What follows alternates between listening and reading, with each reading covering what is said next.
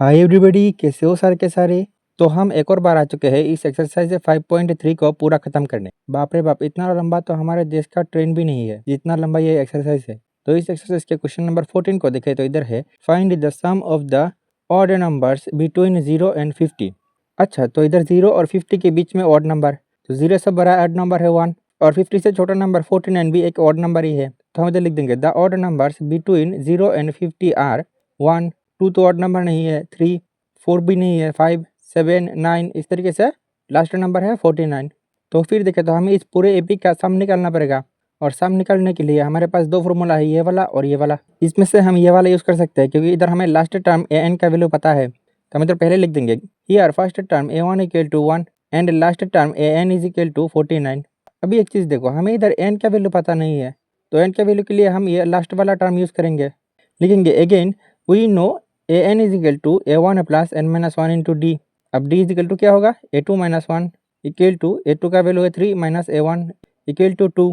तो इधर पे और an का वैल्यू है 49 इक्वल टू a1 का वैल्यू है 1, तो 1 plus n minus 1 into D का वैल्यू है 2 और 49 तो एज इट इज़, और ये वाला 1 इधर क्या होगा minus 1 equal to n minus 1 into 2 और 49 से 1 माइनस करेंगे तो 48 डिवाइडेड बाई ये वाला 2 नीचे आ जाएगा इक्वल टू n माइनस 1 और फिर 2 से 49 को डिवाइड करेंगे तो 24 और 24 इक्वल टू n माइनस 1 और 24 और ये वाला 1 इधर क्या होगा plus 1 equal to n, therefore n equal to 25। तो अभी हमें n का वैल्यू मिल गया, तो लिखेंगे Sn equal to n by 2 bracket a1 plus a2 और n का वैल्यू है 25 इक्वल टू n के बदले 25 डिवाइडेड बाई 2 ब्रैकेट a1 का वैल्यू है 1 प्लस an का वैल्यू है 49 इक्वल टू 25 डिवाइडेड बाई 2 और इधर ब्रैकेट के अंदर 1 प्लस 49 होगा 50, फिर 2 से 50 को डिवाइड करेंगे तो 25, तो इक्वल टू 25 इंटू 25 होगा 625। उसके बाद क्वेश्चन नंबर 15 को देखें तो पहले तो तुम इस तरीके का क्वेश्चन देख के डरना बंद करो। देखो, अगर तुम इस क्वेश्चन को पढ़ो तो ज़्यादा कुछ नहीं है। इधर है a contract on construction job specifies a penalty for delay of completion beyond a certain date as follows. तो इधर पे देखा तो है एक कंस्ट्रक्शन जॉब है जो कि डिले होगा तो पेनल्टी लगेगा। तो इधर तक देखे तो हमारे काम का चीज़ कुछ भी नहीं है, लेकिन उसके बाद ₹200 for the first day and 250 for the second day and 300 for the third day. तो फर्स्ट डे मतलब फर्स्ट टर्म है 200, सेकेंड डे मतलब सेकेंड टर्म है 250 एंड थर्ड डे मतलब थर्ड टर्म है 300 etc। The penalty of each succeeding day being ₹50 more than the proceeding day. मतलब हर दिन ये पेनल्टी जो है 50 रुपये करके बढ़ते ही जा रहा है। तो ये क्या होगा, ये होगा common difference d is equal to 50। How much money the contractor has to pay as penalty if he has delayed the work by 30 days. तो इधर पहला दिन, दूसरा दिन, तीसरा दिन कर करके कितने दिन तक उसमें पेनल्टी लगते गया है 30 डेज तक, मतलब n इक्वल टू 30 है। तो इधर 30 डेज का टोटल पेनल्टी कितना होगा S30। तो सम निकलने में इसमें से कौन सा फॉर्मूला यूज़ करेंगे, ये वाला, क्योंकि हमें इधर लास्ट टर्म पता नहीं है। अभी इसको आंसर में कैसे लिखेंगे, देखो लिखेंगे here penalty for first day that is first term of the A P equal to 200 and question में दिया हुआ है कि the penalty increases ₹50 for each succeeding day that is common difference d equal to 50। So अभी last में हमें क्या find करना है, total penalty for delaying the work by 30 day Sn equal to n by 2 bracket 2a1 plus n minus 1 into D और S30 equal to 10 के जगह पे 30 divided by 2 bracket 2 into a1 का वैल्यू है 200 प्लस 30 माइनस 1 इंटू डी का value है 50, फिर 2 से 30 को डिवाइड करेंगे तो 15 इक्वल टू 15 ब्रैकेट 2 इंटू 200 होगा 400 प्लस 30 से 1 माइनस करेंगे तो 29 इंटू 15 इक्वल टू 15 और ब्रैकेट 400 तो एज इट इज प्लस इन दोनों का मल्टीप्लाई कर देंगे तो 1450 इक्वल टू 15 तो एज इट इज और ब्रैकेट के अंदर इन दोनों को ऐड कर देंगे तो 1850 इक्वल टू मल्टीप्लाई करेंगे तो 27750। उसके बाद क्वेश्चन नंबर 16 में देखें तो इधर है ए सम ऑफ रिस 700 is to be used to give 7 cash prize to student of a school for their overall academic performance. तो इधर पे 7 कैश प्राइज दिया हुआ है, मतलब कि ऐसे 7 और इनका टोटल प्राइस है 700, तो इक्वल टू 700। फिर इधर क्वेश्चन में दिया हुआ है if each price is ₹20 less than its previous price. मतलब पहले प्राइस को अगर आप A1 मान लो तो दूसरा प्राइस A2 A1 से 20 रुपया सस्ता है, वैसे तीसरा प्राइस A3 और 20 रुपया सस्ता है, इस तरीके से dot dot dot so on. मतलब कि इधर common difference D is equal to -20 है। फिर हमें बताया गया है find the value of each of the price. तो अगर आप इधर पे एक चीज़ नोटिस करो तो हमें सिर्फ A1 का वैल्यू फाइंड करना है। फिर A2 का वैल्यू क्या होगा, A1 से 20 रुपया सस्ता, मतलब A1 माइनस 20।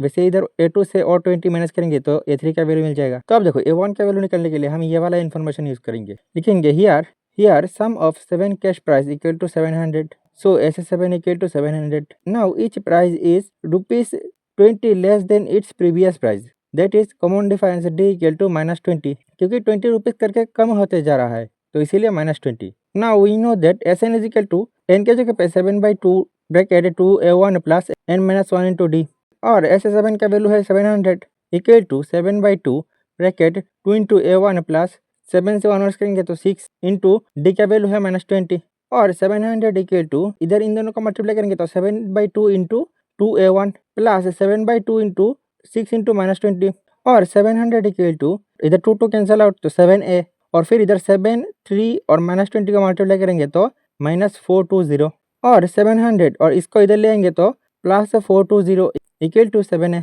और प्लस करेंगे तो 1120 डिवाइडेड बाई ये वाला 7 नीचे आ जाएगा इक्वल टू A1।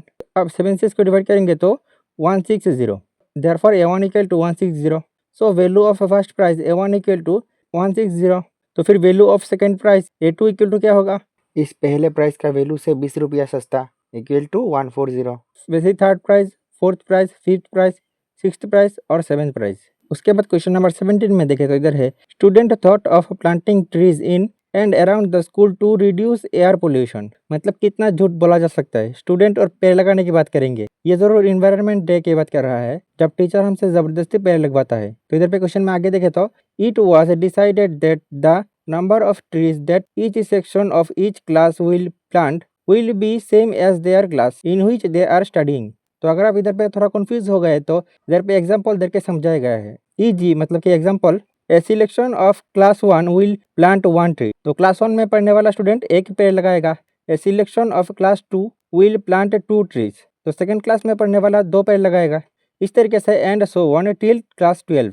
तो इधर एपी क्या होगा, 1, 2, 3, डॉट डॉट डॉट, लास्ट होगा क्लास 12 मतलब कि 12 पेड़। फिर बताया गया है there are 3 section of each class. तो ये वाला एपी तो पहला सेक्शन के लिए है। इस तरीके से 3 सेक्शन है। How many trees will be planted by the student. देखो इधर पहला सेक्शन के बच्चे कितने पेड़ लगाएगा, इन सब का सम, और इसका सम कैसे निकालेंगे, लिखेंगे here first term A1 equal to 1 and last term AN is equal to 12। और इधर पे देखें तो क्लास 1, 2, 3 करके क्लास 12 तक है, मतलब 12 टर्म है। तो फिर नाउ ऐसे 12 इक्वल टू क्या होगा, n के जगह पे 12/2 ब्रैकेट A1 का वैल्यू है 1 प्लस AN का वैल्यू है 12 इक्वल टू 2 से 12 को डिवाइड करेंगे तो 6, तो 6 इंटू 1 प्लस 12 होगा 13, तो इक्वल टू मल्टीप्लाई करेंगे तो 78। तो हम इधर पे लिख देंगे therefore the number of trees plant by 1 section is equal to 78। So the number of trees plant by 3 sections equal to 3 into 78 equal to 234। Therefore 234 trees planted by the student. उसके बाद एक्सरसाइज के बाकी बचा 3 question, question number 18, question number 19 और question number 20। Next exercise 5.4 जो कि optional है, इससे मिलता जुलता है। तो ये 3 क्वेश्चन हम नेक्स्ट वीडियो में उस एक्सरसाइज के साथ सॉल्व कर लेंगे, ठीक है।